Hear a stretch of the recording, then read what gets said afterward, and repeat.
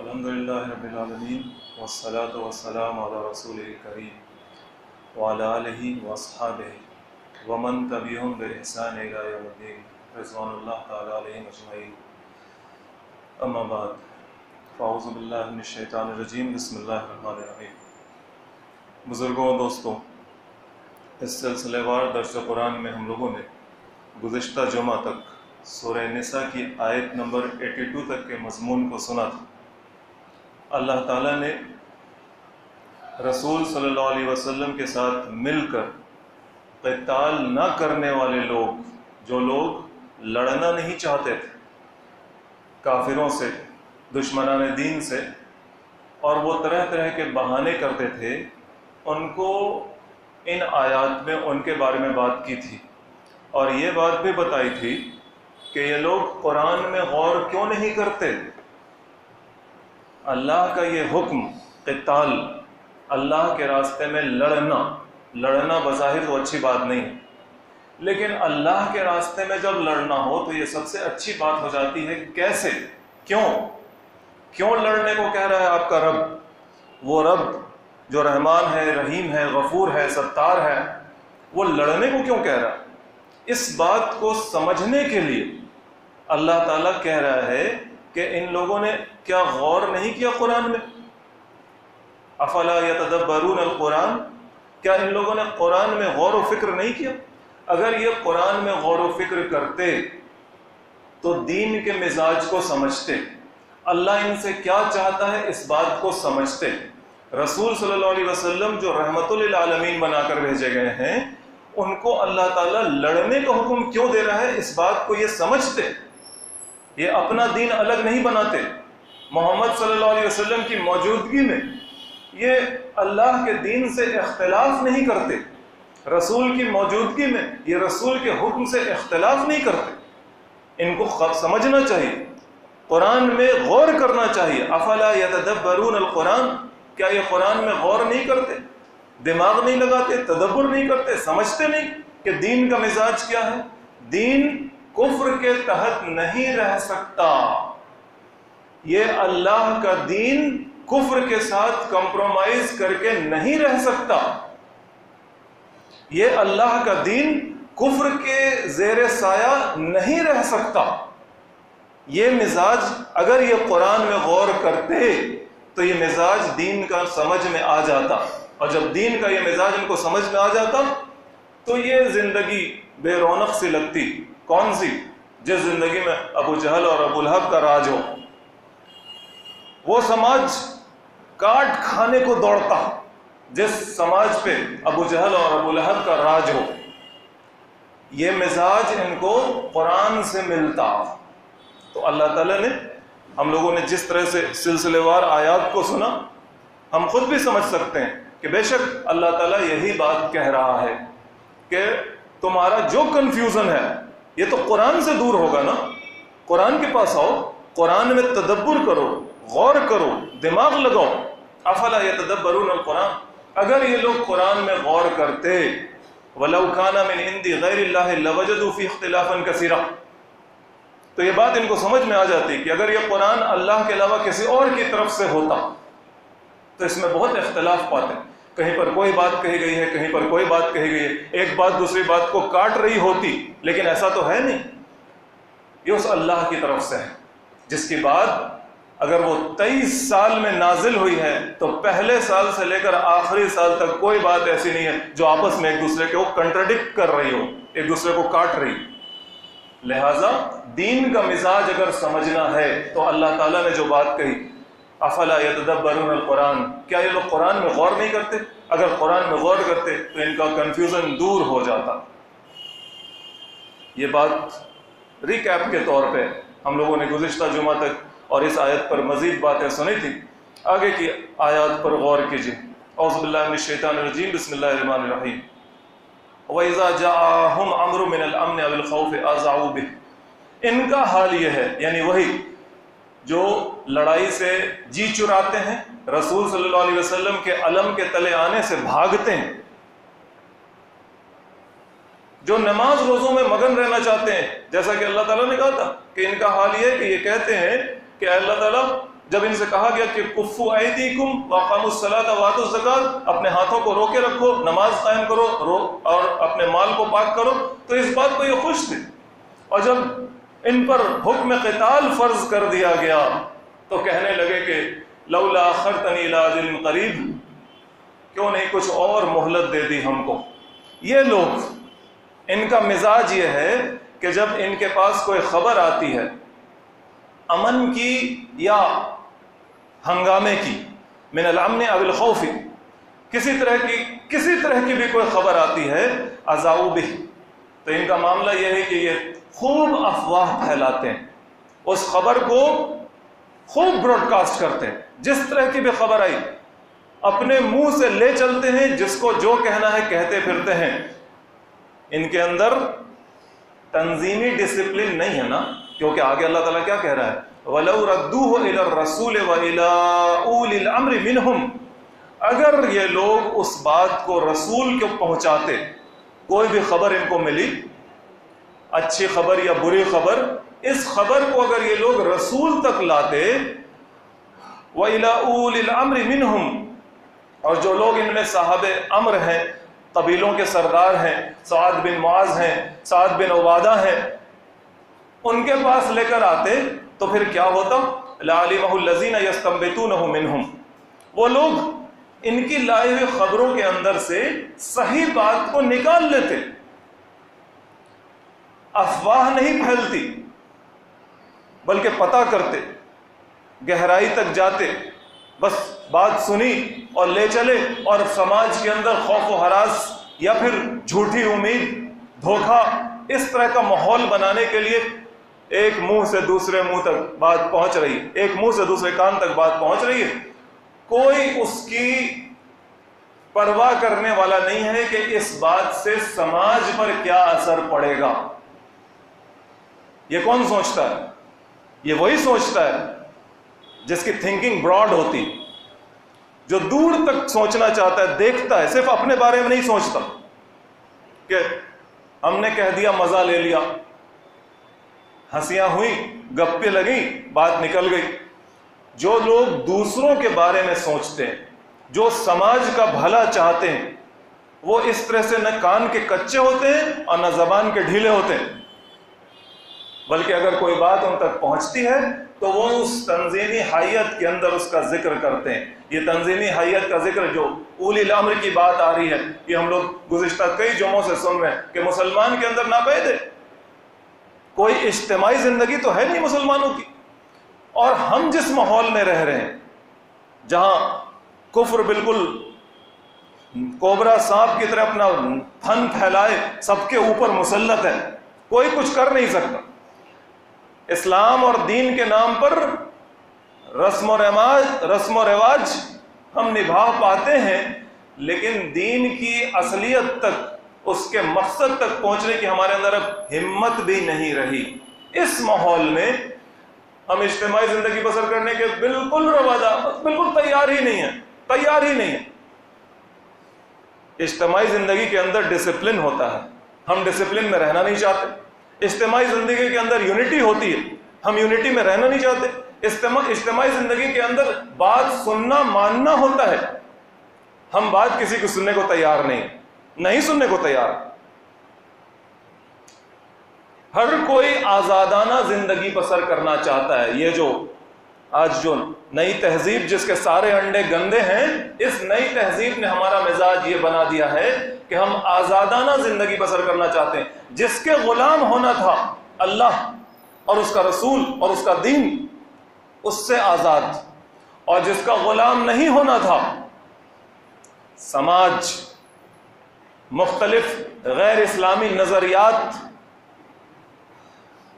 دجالی فتنے، ہم سب ان کے غلام بن گئے۔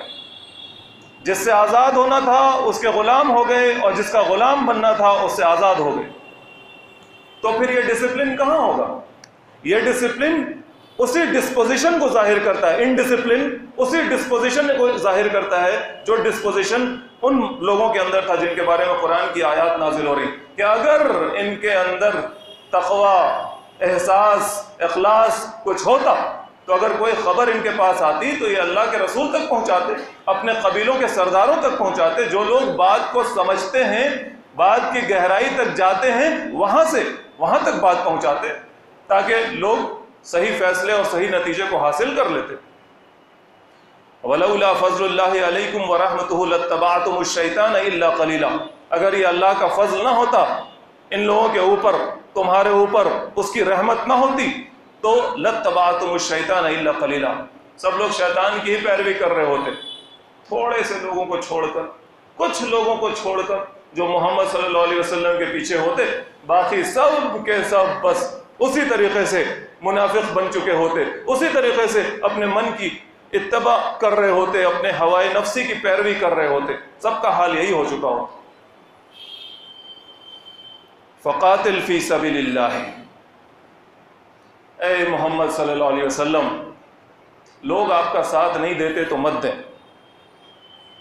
آپ کے آواز لگانے پر بھی لوگ نہیں اٹھ رہے، آپ قتال کے لیے کہہ رہے ہیں لوگ نہیں اٹھ رہے، آپ دشمنوں سے مٹ بھیڑ کی بات کر رہے ہیں لوگ نہیں اٹھ رہے، انہیں نماز اور زکوٰۃ پسند ہے، صرف رہنے دیجئے ان کو۔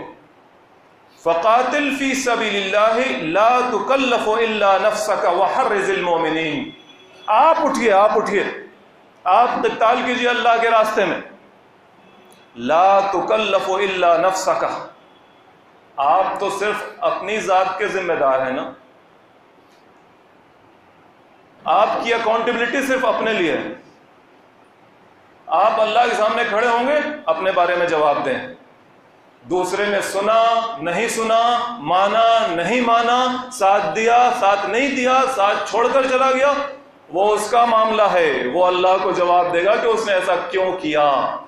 لا تکلف الا نفسک، آپ صرف اپنے نفس کے بارے میں ذمہ دار ہیں، باقی لوگوں کے ساتھ معاملہ کیا کرنا ہے؟ وحرز المؤمنین، وحرز المؤمنین، مومنوں کو شوق دلائیے، سمجھائیے، بتائیے، احساس دلائیے، دل کریدیے، شاید کہ دل میں کوئی بات گھس جائے، شاید کہ دماغ میں کوئی بات گھس جائے، شاید کہ تیار ہو جائے، شاید کہ سمجھ جائے، شاید کہ اس قرآن کو جس کو یہ خوب پڑھتا ہے اس قرآن کے حساب سے کچھ کرنے والا بن جائے، اس قرآن کے مطابق اس کا مزاج ڈھل جائے، شاید۔ تحریض کہتے ہیں شوق دلانے کو، اکسانے کو شوق دلانے۔ تو اللہ تعالیٰ کیا حکم دے رہا ہے؟ آپ اپنی ذمہ داری ادا کیجئے، باقی لوگوں کو شوق دلاتے رہیے۔ اگر اس نے اللہ کی رحمت کو آواز لگائی ہے، اگر وہ اللہ پر ایمان رکھتا ہے، اگر وہ آپ کو اللہ کا سچا رسول اور نبی مانتا ہے، وہ آپ کے پیچھے آ جائے، آپ کے شوق دلانے پر، آپ کے سمجھانے پر، آپ کے بتانے پر آپ کے پیچھے آ جائے گا۔ اور اگر اس کے دل میں آپ کے بعد تعلق سے شک ہے، اللہ کے نبی پر شک ہے، اللہ پر شک ہے، اللہ کی کتاب پر شک ہے، ان آیات پر شک ہے، جوں کا توں رہے گا، اس کا سلسلہ ایسے ہی چلتا رہے گا، وہ اپنے آپ کو جیسا سمجھ رہا ہے ویسے ہی سمجھتا رہے گا۔ سن کے تحریض اکسانے سے، سمجھانے سے کوئی آدمی کے اندر اگر فرق نہ آئے تو وہ کیسا ہے؟ صحیح بات سمجھانے سے وہ نہ سمجھے تو وہ کیسا ہے وہ؟ ارے راستہ چلتا جو بھیک مانگنے والا ہے، وہ اگر کوئی بات زبان سے گاتا ہوا جاتا ہے تو اس بات کو بھی سن کے کسی کی قسمت بدل جاتی، کسی کی سوچ بدل جاتی، ہوتا ہے نا ایسا؟ کسی بھیک مانگنے والے کی صدا پر، اس کے گائے ہوئے ایک گیت پر لوگوں کی سوچ بدل جاتی۔ اللہ کی کتاب اگر سوچ نہ بدل پا رہی ہو، اللہ تعالیٰ کا یہ کہنا کہ افلا یتدبرون القرآن، اور پھر قرآن سوچ نہ بدل پا رہی ہو، اللہ کے رسول کی دعوت وہ اگر سوچ نہ بدل پا رہی ہو، اور اگر وہ نہ اٹھوا پا رہی ہو، بیٹھے کو اٹھا نہ پا رہی ہو، تو وہ کیسا ہے؟ کمی کہاں ہے؟ اللہ کی کتاب میں؟ نو. رسول کے طریقہ دعوت و تبلیغ میں؟ نو. اس کے سمجھانے کے انداز میں؟ نو.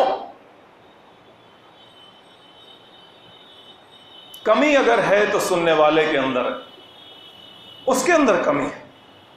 لہذا اے محمد صلی اللہ علیہ وسلم، فقاتل فی سبیل اللہ لا تکلف الا نفسک وحرز المؤمنین، آپ اللہ کے راستے میں قتال کیجئے، آپ اپنے علاوہ دوسروں کے ذمہ دار نہیں ہیں.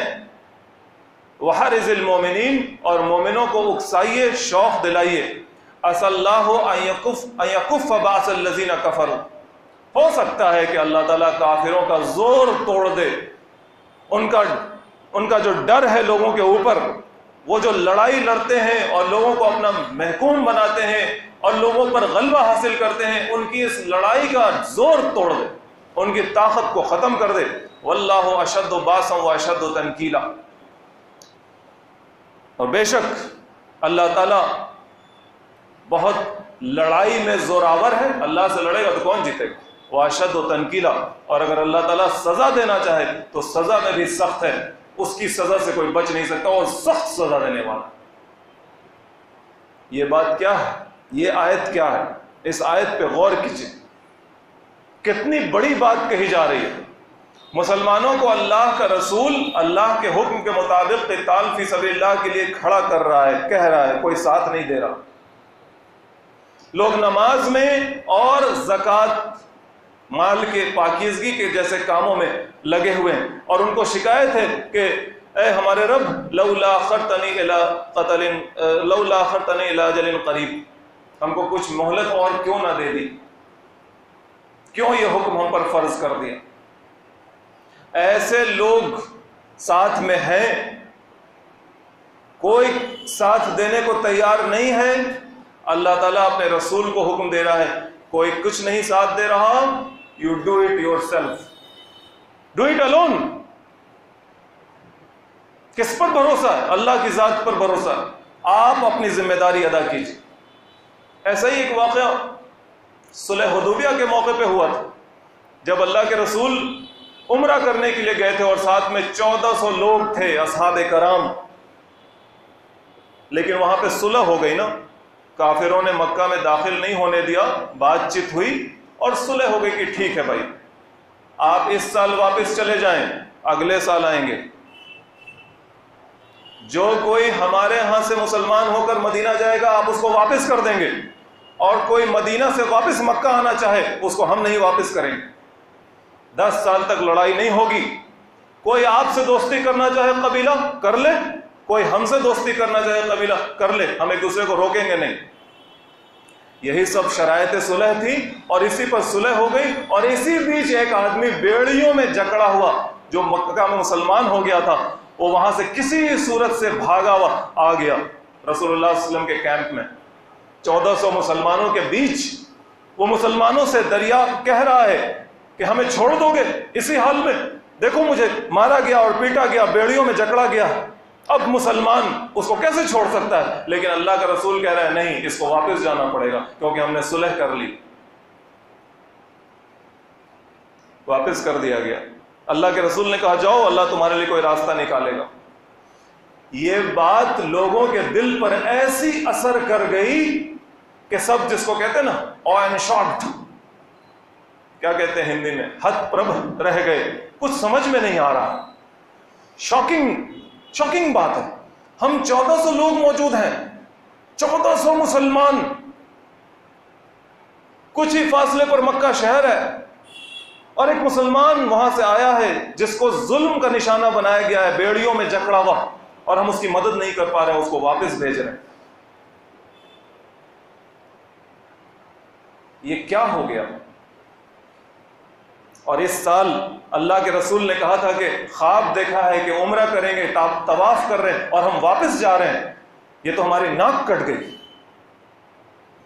اللہ کے رسول نے کہا چلو اٹھو، قربانی کرو، ہو گیا، یہیں سے واپس ہو رہے ہیں. 3 بار کہا، کوئی نہیں اٹھا. 3 times کوئی نہیں اٹھا، کوئی نہیں اٹھا. رسول اللہ صلی اللہ علیہ وسلم رنجیدہ ہوئے، دل میں تکلیف ہوئی، کوئی بات نہیں سن رہا، اپنے خیمے میں آئے، اور جو اس سفر میں ان کی بیوی ان کے ساتھ تھی ام سلمہ رضی اللہ تعالیٰ عنہ، ان کے سامنے یہ بات کہی کہ دیکھو کیا ہو گیا. 3 بار کہا لوگوں سے، لوگ اٹھ نہیں رہے. تو انہوں نے کہا، انہوں نے مشورہ دیا آپ اپنی قربانی کر دیجیے. اور رسول اللہ صلی اللہ علیہ وسلم اٹھے، انہوں نے جا کر اونٹ کو نہر کیا. لوگوں نے دیکھا کہ اب یہ حکم نہیں بدلے گا، اللہ کا حکم نہیں بدل سکتا، اللہ کا نبی اب ایسا کر رہا ہے. دیکھ دیکھ کے اور لوگ بھی اٹھنے لگے اور پھر سب نے کر لیا. ایک بار ایسا بھی ہوا تھا. اپنا کام کرو، کرنے والا ساتھ دینے والا ساتھ دے دے گا. تم ڈھیلے نہ پڑو، تم ڈھیلے پڑو گے تو جس کو ساتھ نہیں دینا اس کو بہانہ مل جائے گا. تو جو پروٹیگنسٹ ہے، جو مین کیریکٹر ہے، ہی اور she should be very active, proactive. اس کو قربانیاں دینی پڑتی ہیں. وہ جو کہہ رہا ہوتا ہے اس کے حساب سے اس کو قربانیاں دینی پڑتی ہیں، تاکہ جو سچا ہے وہ آج نہ کل اس کے ساتھ ہو جائے گا، اور جو کھوٹا ہے وہ اس کا ساتھ چھوڑ جائے گا. ساتھ چھوڑ گئے، رسول صلی اللہ علیہ وسلم کا ساتھ چھوڑ گئے. ہجرت کرنے والے لوگ بھی، شروع میں ہجرت کرنے والے، عبید اللہ بن جہش، مکہ سے حبشہ ہجرت کرنے والے. ہجرت کی کتنی فضیلت ہے، ہجرت کرنے والے کی کتنی بڑی فضیلت ہے. لیکن اس کے باوجود وہ آدمی جو مہاجر ہے، جو رسول صلی اللہ علیہ وسلم پر ایمان لاتا ہے اور مکہ کی تکلیف نہ برداشت کرتا ہے، تکلیف پریشانیوں میں مبتلا ہے، اللہ کا رسول اسے ہجرت پر جانے کا مشورہ دیتا ہے. ہجرت، گھر بار چھوڑ دینا، پرائے ملک پرائے دیش چلے جانا. اس زمانے میں موورز اینڈ پیکرز کو فون نہیں کرنا کہ آؤ میرا گھر اور سامان پیک کرو اور گاڑی پہ بیٹھے اور چلے گئے. نو، اس زمانے میں بڑی بات تھی ہجرت. آج بھی بڑی بات ہے ہجرت. وہ آدمی گیا، بیوی کو لے کر گیا، حبشہ گیا، ایتھوپیا، اور وہاں جا کر عیسائی ہو گیا. اتنی بڑی قربانی دینے والا آدمی، شروع کا مسلمان، ساتھ چھوڑ گیا اللہ کے رسول کا. عبید اللہ بن جہش، ریممبر دس نیم، ساتھ چھوڑ گیا. قرآن پڑھنے والا، پڑھانے والا، یاد کرنے والا، لکھوانے والا، دن رات لکھنے والا، دن رات قرآن پڑھتا تھا، دن رات قرآن یاد کرتا تھا، دن رات قرآن لکھتا تھا. رسول اللہ صلی اللہ علیہ وسلم اس سے قرآن لکھواتے تھے.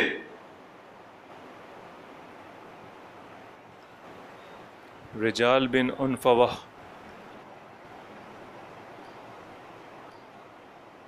ساتھ چھوڑ گئے. جب اللہ کے رسول نے اس کو بھیجا مسلمہ کذاب کے پاس بات کرنے کے لیے، تو جو دن رات قرآن پڑھتا تھا، جو قرآن یاد کرتا تھا، جو اس وقت لکھنا پڑھنا جانتا تھا اور اللہ کے رسول سے قرآن لکھواتے تھے، وہ جا کر اس جھوٹے نبی پر ایمان لے آیا.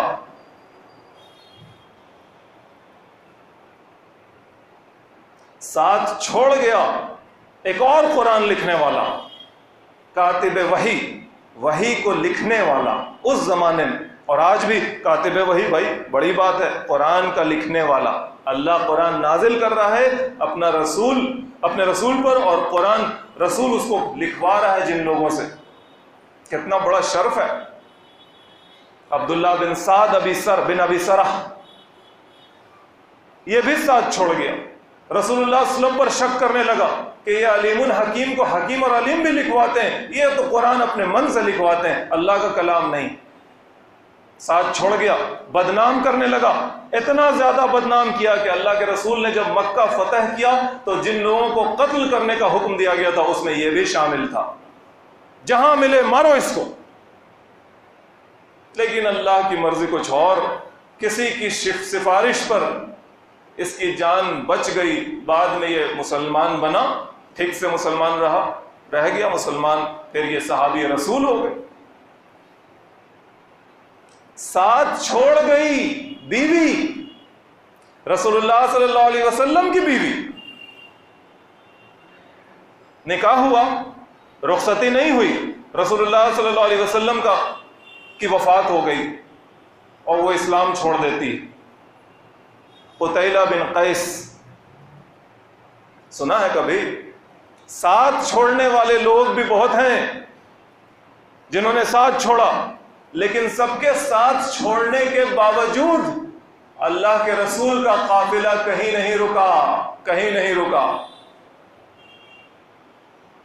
عام آدمی کے ساتھ یہ سب واقعات ہوں، عام کسی لیڈر کے ساتھ، تو وہ بیچارہ ہمت ہار جائے، اس کے پیٹھ میں اتنے خنجر بھوکے ہوئے ہوں کہ اس کا سارا خون بہہ چکا ہو. اب وہ کیا کرے گا؟ اس کا ایک قدم نہیں اٹھ پائے گا. جس طرح سے اللہ کے رسول صلی اللہ علیہ وسلم کو تکلیف پہنچی، اذیتیں پہنچی، اس طرح کی ساتھ چھوڑنے والی اذیت، مان کر نہ ماننے والے کی اذیت، مخالفت کرنے والے بن گئے ماننے والے، ساتھ چھوڑ دینے والے بن گئے. کیسے کیسے رشتے ہیں جنہوں نے ساتھ چھوڑ دی، کیسے کیسے بھروسے ہیں جو ٹوٹ گئے. لیکن محمد صلی اللہ علیہ وسلم کا قافلہ کہیں نہیں رکا، چلتا رہا. مکہ فتح کیا، عرب فتح کیا، کروڑوں دلوں کو فتح کیا، زمین کے ٹکڑوں کو فتح کیا، نفوس کو فتح کیا، انسانوں کو فتح کیا، انسانیت کو فتح کیا. لیکن راستہ جو ہے نا یہ یہی ہے. جو اس راستے پر چلے گا اس کے ساتھ یہ سب کچھ ہوگا. اسے اس کے لیے تیار رہنا چاہیے کہ اسے دھوکہ ملے گا، اس کا ساتھ چھوڑا جائے گا، اس کی بات نہیں مانی جائے گی، نہیں سنی جائے گی. وہ رشتے کے جن پر وہ بھروسہ کرتا ہے وہ اس کے پاؤں تلے زمین کھینچنا چاہیں گے. جو کھوٹا ہوگا وہ اس کے ساتھ نہیں چل پائے گا، جو کھرا ہوگا وہ اس کا ساتھ دے گا، جیسے محمد صلی اللہ علیہ وسلم کا ساتھ دیا لوگوں. اس بات کو آج بھی اگر کوئی مانتا ہے اور اس پر چلنا چاہتا ہے تو یہی محسوس کرتا ہے. ایک آدمی، اور ایک مثال، ایک آدمی آج کی بالکل الگ آدمی، جیسے ایک زمانے میں جنید جمشید مرحوم و مغفور کی مثال دی جاتی تھی، پاکستانی سنگر. انہوں نے وہ سنگنگ کا پیشہ چھوڑ دیا، پھر وہ دینی رجحان ان کے اندر پیدا ہو گیا، پھر وہ تبلیغی جماعت سے وابستہ ہو گئے. ان کی مثال دی جاتی تھی. اور پھر ایک طیارے حادثے میں، ایئر کریش میں ان کا انتقال ہو گیا کچھ سال پہلے. ویسے ہی ایک مثال انڈیا کی، ایک آدمی گانا گاتا تھا فلموں میں، اس کا نام لکی علی تھا. لکی علی، اس نے گانا چھوڑ دیا. اب وہ زندگی اسلام کے مطابق بسر کرنے کی کوشش کر رہا ہے. فلموں میں گانا چھوڑ دیا، اس انڈسٹری سے اپنے آپ کو دور کر لیا، اب وہ اسلام کے مطابق زندگی بسر کرنا چاہ رہا ہے. یہ جولائی کا مہینہ چل رہا ہے، 12 جولائی کو اس نے ٹویٹر جو پہلے تھا، جو اب ایکس ہو گیا ہے، اس پہ لکھا. کیا لکھا؟ It is a lonely thing to be a Muslim in world today. آج کے دنیا میں مسلمان رہنا بہت اکیلے پن کی بات ہے، بہت اکیلے پن کی بات ہے. It is a lonely thing to follow the sunnah of Prophet. آج کے دنیا میں محمد صلی اللہ علیہ وسلم کی سنت پر عمل کرنا بہت اکیلے پن کی بات ہے، بہت اکیلے پن کی بات ہے. Your friends will leave you and the world will call you a terrorist. 4 line کا ٹویٹ. تمہارے دوست تمہارا ساتھ چھوڑ دیں گے، نہیں ساتھ چل پائیں گے، دنیا تم کو دہشت گرد کہے گی، آتنکوادی کہے گی. پہنچ گیا یہاں تک وہ. شاید وہ فلموں میں گانا گانے والا کچھ سال سے محنت کر رہا ہوگا، پہنچ گیا ہے شاید شاید قرآن میں تدبر کر رہا ہوگا، قرآن کے مزاج کو سمجھ رہا ہوگا، اور شاید اس کے مطابق وہ زندگی بسر کرنا چاہ رہا ہوگا، اسی لیے تو اس کو یہ تجربہ حاصل ہوا، اسی لیے تو اس کو یہ بات سمجھ میں آئی کہ it is a very lonely thing to be a Muslim in world today. It's a lonely thing to follow the sunnah of Prophet. Your friends will leave you and the world will call you a terrorist. چھوڑ دیا ہوگا لوگوں نے اس کا بھی ساتھ، سننے والے جو اس کا گانا سنتے تھے اور تھرکتے تھے اور سب اس کے ساتھ عیاشی کرتے تھے، سب نے ساتھ چھوڑ دیا ہوگا جب اس نے اللہ اور رسول کا نام لینا شروع کیا ہوگا، جب اس نے کہنا شروع کیا ہوگا آؤ اللہ کی طرف، اور اس کے رسول کی طرف، اور اس کے دین کی طرف، چھوڑ دیا ہوگا لوگوں نے۔ اس لیے تو وہ کہہ رہا ہے کہ your friends will leave you.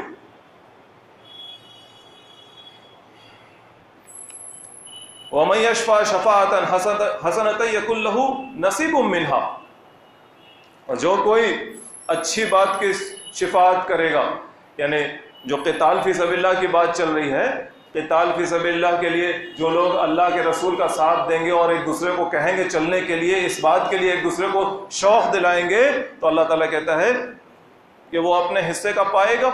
وَمَن يَشْفَعْ شَفَاعَةً سَيِّئَةً يَكُن لَّهُ كِفْلٌ مِّنْهَا، اور جو کوئی برائی کی شفاعت کرے گا، کہاں جاتے ہو میاں، کیا محمد صلی اللہ علیہ وسلم کا ساتھ دیتے ہو، مر جاؤ گے، لٹ جاؤ گے، بزنس ختم ہو جائے گا، عزت مٹی مل جائے گی، رشتے ناتے چھوڑ دیں گے۔ جو لوگ اس بات میں ایک دوسرے کو کہتے ہیں ان کے بارے میں اللہ تعالیٰ کہہ رہا ہے یَقُلْ لَهُ كِفْلٌ مِّنْهَا، اس کا بوجھ اسی کے لیے ہے۔ اچھی بات کی ایک دوسرے کو ترغیب دیں گے، اچھی بات کی ایک دوسرے کو شفاعت کریں گے تو اس کا حصہ پائیں گے، اور بری بات کے لیے ایک دوسرے کی شفاعت کریں گے، ایک دوسرے کو منع کریں گے تو وہ اس کا حصہ پائے گا۔ وَكَانَ اللَّهُ عَلَىٰ كُلِّ شَيْءٍ مُقِيتًا، اور بے شک اللہ تعالیٰ ہر چیز پر طاقت رکھتا ہے، قدرت رکھتا ہے۔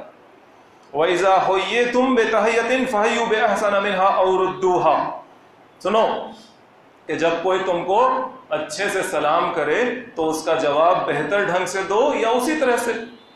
ایک بات بیچ میں آ گئی، السلام علیکم کہو، کہتا ہے کوئی تو کہو وعلیکم السلام ورحمۃ اللہ، کوئی کہتا ہے السلام علیکم ورحمۃ اللہ وبرکاتہ کہہ دو اس کو، یا پھر السلام علیکم کہتا ہے تو کم سے کم اور ردوہا، اتنا ہی جواب دے دو، وعلیکم السلام یا علیکم السلام۔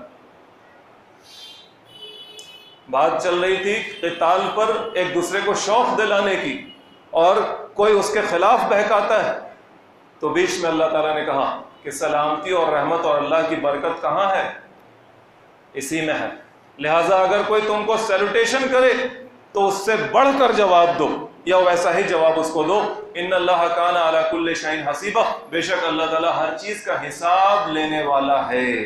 اللہ لا الہ الا ہو، اللہ ہی ہے کہ جس کے سوا کوئی تمہارا معبود نہیں۔ لَيَجْمَعَنَّكُمْ إِلَىٰ يَوْمِ الْقِيَامَةِ لَا رَيْبَ فِيهِ، بے شک وہ تم کو قیامت کے دن جمع کرے گا، اس قیامت کے دن کہ جس کے ہونے میں کوئی شک نہیں، بدلے والے دن تم کو جمع کرے گا اور اس دن کے آنے میں کوئی شک نہیں ہے۔ وَمَنْ أَصْدَقُ مِنَ اللَّهِ حَدِيثًا، اللہ سے بہتر بات اور سچی بات کس کی ہو سکتی ہے؟ کسی کی نہیں ہو سکتی، کسی کی نہیں ہو سکتی۔ وآخر دعوانا ان الحمد للہ رب العالمین۔